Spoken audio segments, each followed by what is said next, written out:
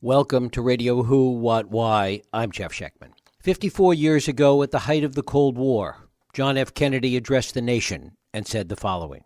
Acting, therefore, in the defense of our own security and of the entire Western Hemisphere, and under the authority entrusted to me by the Constitution, as endorsed by the resolution of the Congress, I have directed that the following initial steps be taken immediately.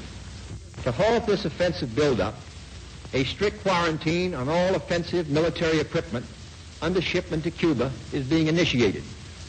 All ships of any kind bound for Cuba, from whatever nation or port, will, if found to contain cargoes of offensive weapons, be turned back.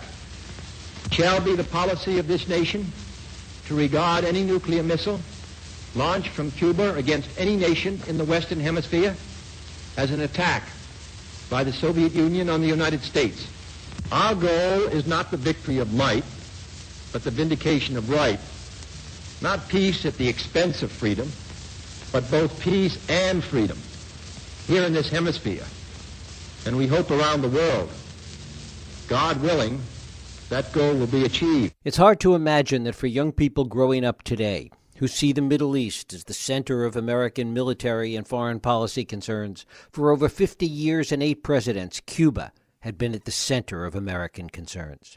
90 miles off America's shores, for the entirety of the Cold War, it represented the penultimate point where Americans and Soviets were eyeball to eyeball. Today, when celebrities have been traveling to Cuba for a while, when the door is officially opening, most people wonder what all the fuss was about, especially as the current president, almost as a bookend to JFK, addressed the nation on December 14, 2014, and said the following. In the most significant changes in our policy in more than 50 years, we will end an outdated approach that for decades has failed to advance our interests, and instead, we will begin to normalize relations between our two countries.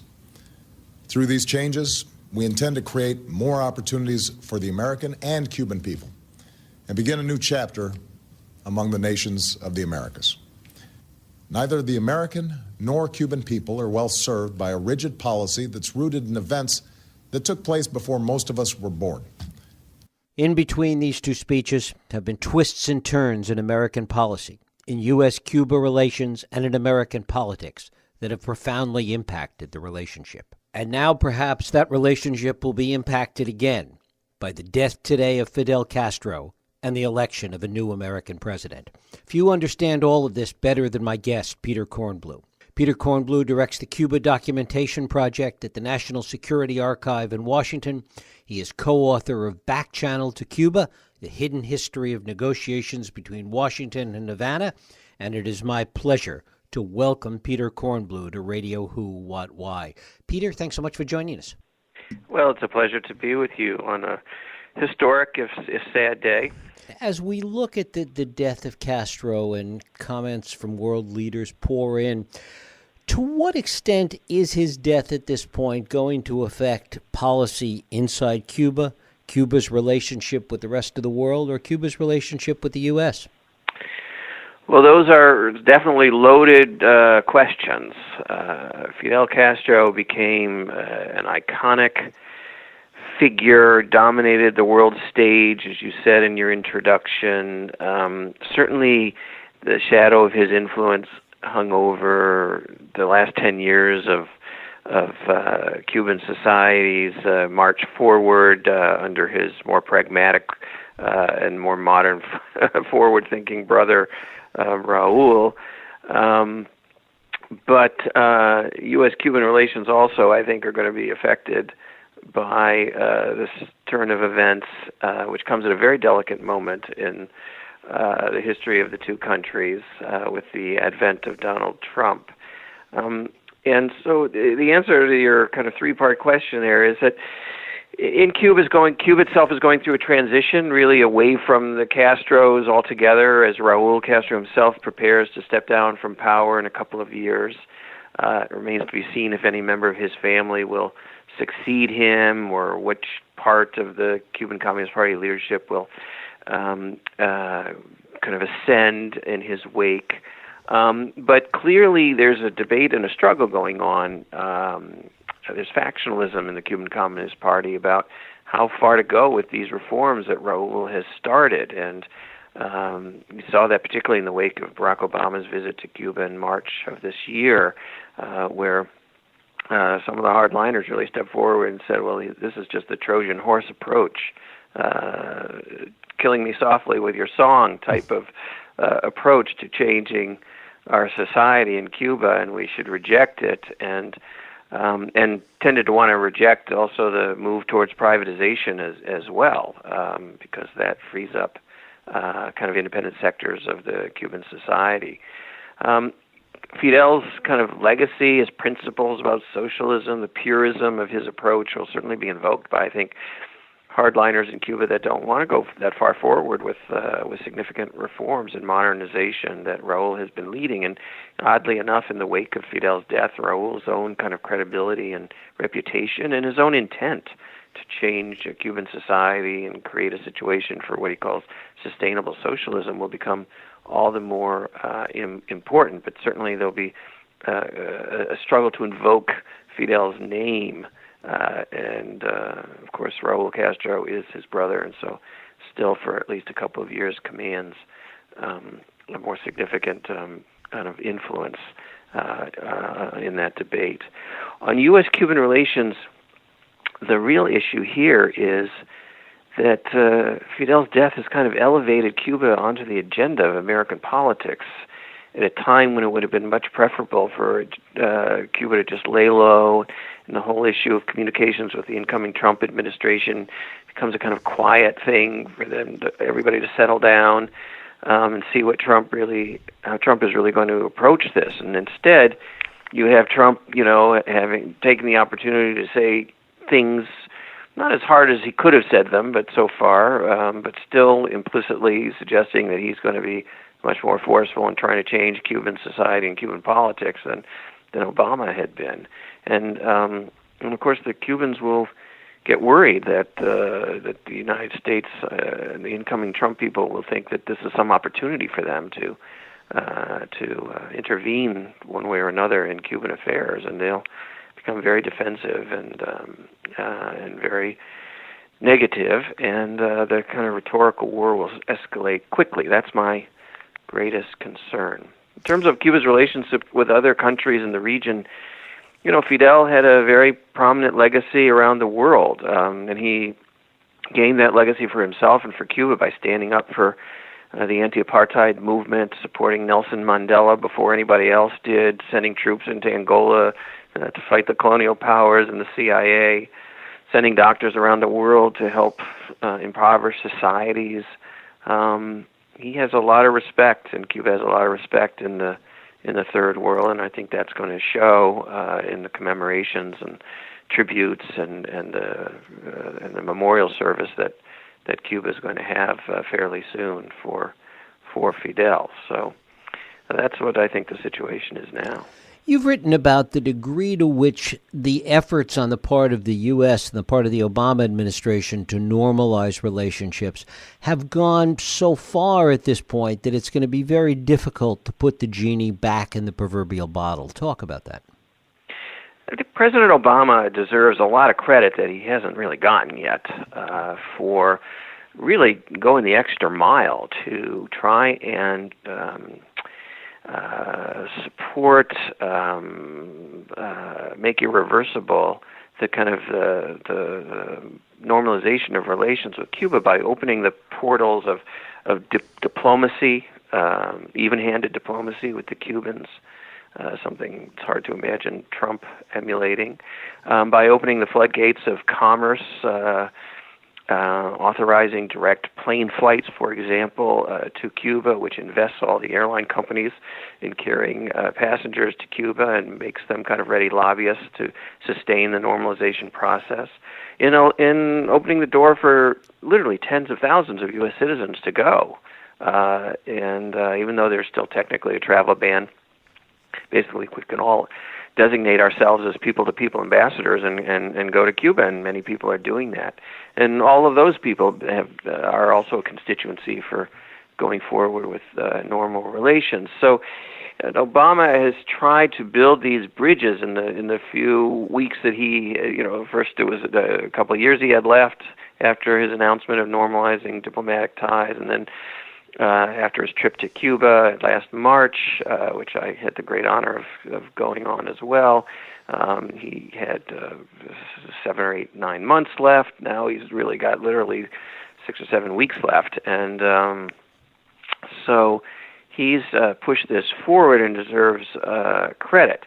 The truth of the matter is pretty much what Donald Trump says, however, which is that because the Republicans in Congress have said no to Obama at every turn, not just on Cuba policy, but on just about everything, the embargo still stands, and what Obama's accomplished has been by executive order. And Trump started going around Miami to try and get hardline Cuban-American votes by saying everything Obama has done by executive order can be rescinded and reversed by the next president, and I will reverse his executive orders unless Cuba meets our demands. And one of the lessons of the book that I did with Bill Leogrand about the whole history of secret talks with Cuba and negotiations with Cuba is that Cuba doesn't yield to U.S. demands. That's not the way we move forward and have moved forward, and it's not the way Obama moved forward. Trump seems to feel that we can make some kind of deal here with the Cubans that gets them to change their political system and change their independence in return for lifting the embargo. And he's got to realize that 10 presidents before him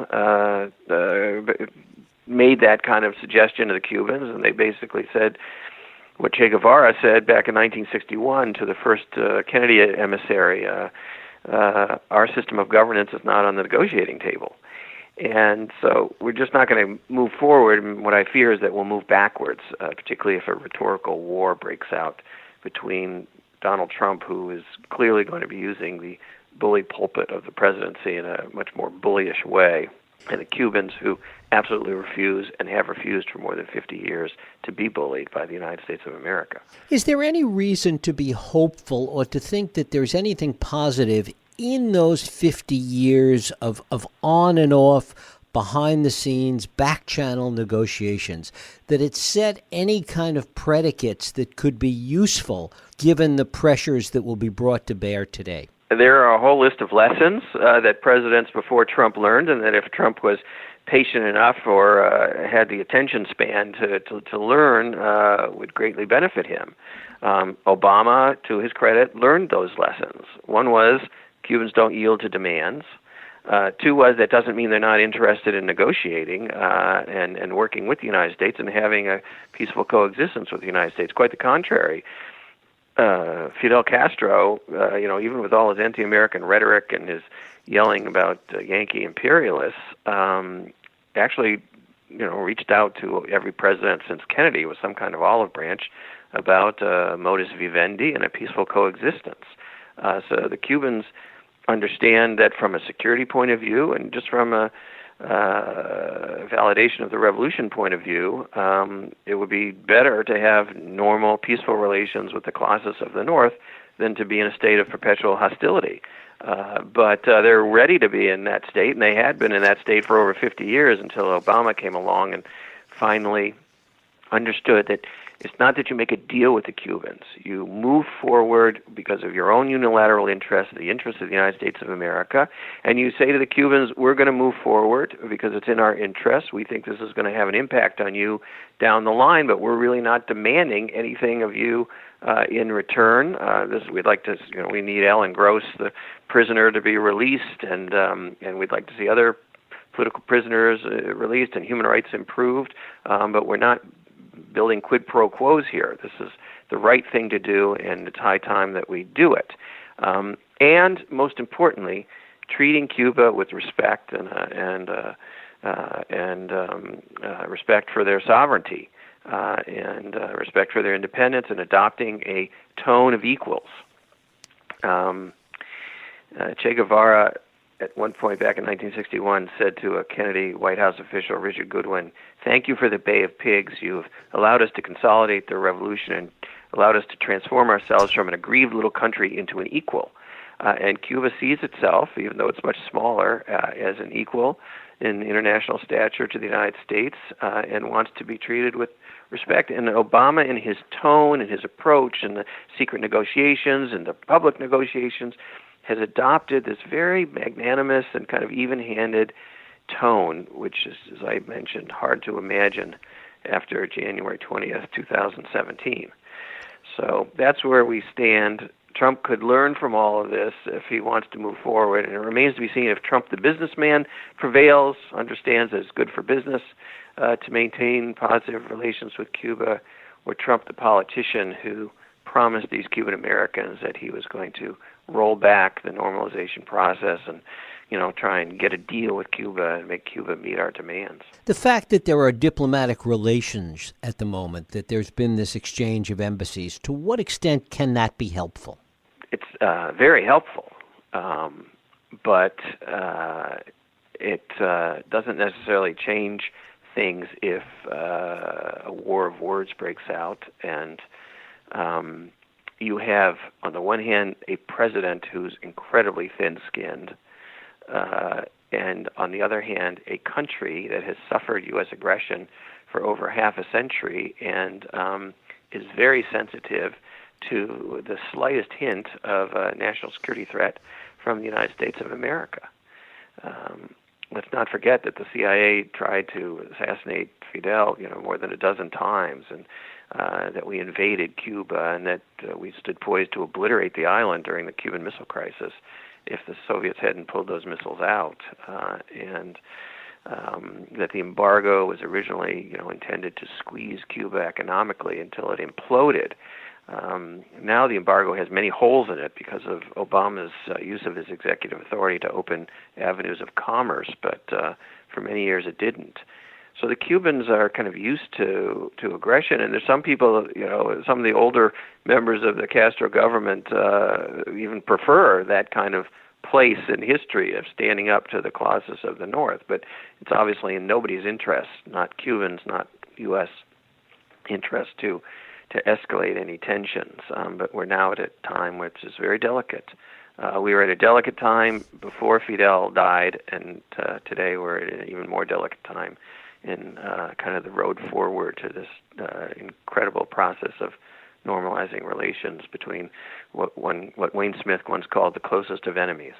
In this process of normalization, has it had, as yet, any real economic impact on Cuba? I think so. I've been to Cuba 6 times this year. I've gone regularly 4 or 5 times a year for the last 5 or 6 years. Anybody who's traveled regularly to Cuba has seen a remarkable kind of transformation just on the street since Raul Castro took over from Fidel. And that's part of this effort to privatize at least part of the economy, open Cuba up. Cuba has recovered largely from the special period, but it's in very difficult straits now because of the political crisis in Venezuela. It's trying to get new kind of suppliers of oil. It's trying to pay its bills so they can get international credit. So Cuba's not out of the economic woods, but there's a dynamism, at least to the tourist sector, that's pretty extraordinary, and people are gravitating towards that sector. And to the degree that Raul Castro continues to allow the slow privatization of certain parts of the economy, that's the degree to which Cuba rebuilds a new kind of resource base for the future and for the social welfare services that they want to give to their people. And they really can't do it any other way, and that's why they're doing it this way.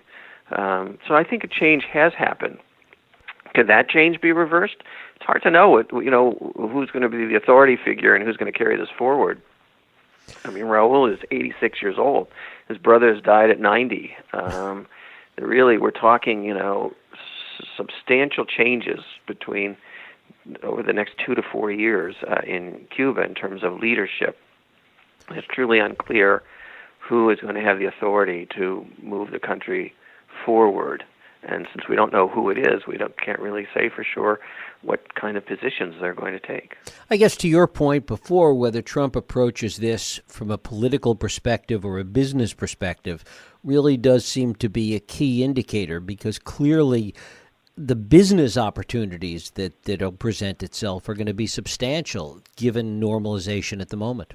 There was this great story that came out during the campaign of Trump in the 1990s surreptitiously sending a team of businessmen to Cuba to explore the idea of opening casinos there and illegally paying them for their fees to go to Cuba, and the money that they charged him, upwards of $68,000, completely circumventing and evading the embargo laws, particularly in the 1990s, which said you couldn't pay people to go to Cuba and try and do business there. And so he clearly remembers the time when he was interested in the hotel industry and the casino industry in Cuba. And he's a guy who's always had an eye out for making a buck. It's clear that normalization is better for business and that Cuba is open for business, than to use the embargo to kind of try and shut off Cuba again. And I think Trump, ironically, certainly understands that if you close the doors of U.S. commerce to Cuba, Cubans open them more with the Canadians and the Spanish and the Mexicans and the Chinese, particularly the Chinese. So that's not particularly in U.S. business interests. And on the other hand, he's a guy who likes to tell other people what to do, and he likes to bully them into doing it. And that's the formula that worries me the most. There are some countries out there that will deal with him on that level, but Cubans are not one of them. What allies are there that Cuba has at the moment that might be helpful in providing perhaps a buffer between Cuba and the U.S. through all of this? I think that's a very good question. I think you're going to see the entirety of every major country in Latin America rally together to push Trump to sustain this policy of normalization with Cuba, because the rest of Latin America and many other countries believe that it's in their interest as well. And those same countries ganged up on Obama when he first became president 8 years ago to change the policy. And they certainly were incredibly influential in giving him a stark choice. Either the United States accepted the inclusion and return of Cuba into the inter-American system through an invitation to the Summit of the Americas, or the rest of Latin America was just going to boycott the summit, and all of the economic perks and deals and integration that happens at these big meetings was going to go by the wayside because of the Cuba issue. And so Obama did understand that the rest of Latin America wanted this to happen. Whether that kind of thing has an influence on Donald Trump or not is hard. It's hard to tell. He doesn't strike me as the person who thinks the diplomatic argument is significant. He wants to make America great again, and it seems to be defining that as pushing other countries around to make the deal that we want them to make. And as I say, the history of secret talks and negotiations with the Cubans, Fidel Castro and then Raul, shows that Cuba just isn't going to be pushed around to make a deal. They don't do the tit for tat. They don't do the reciprocity. They don't do the quid pro quos. They will respond to initiatives, but on their own kind of timetable. And they certainly are interested in better relations, and I know that they hope that this normalization process goes forward. And finally, what kind of pomp and circumstance can we expect to see as Fidel is laid to rest? I've been trying to explore that today, and it seems like there is a whole kind of set of different memorials, kind of citizens' participation. There's an event in Havana, I think the day after tomorrow. Fidel's ashes are going to be carried from Havana to the other end of the island, Santiago de Cuba, which is in a reverse of the famous revolutionary march that he made in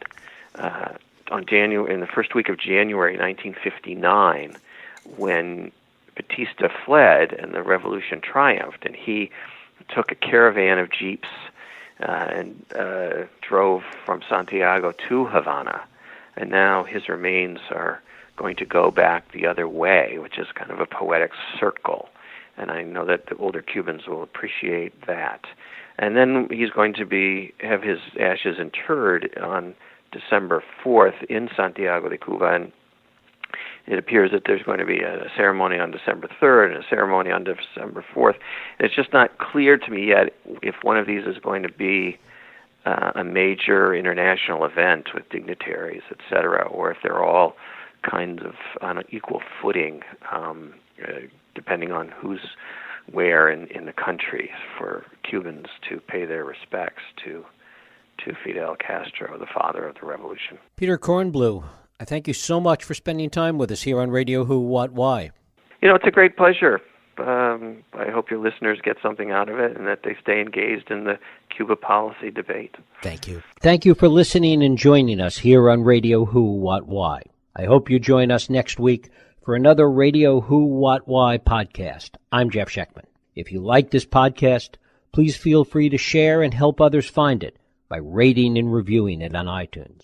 You can also support this podcast and all the work we do by going to whowhatwhy.org/donate.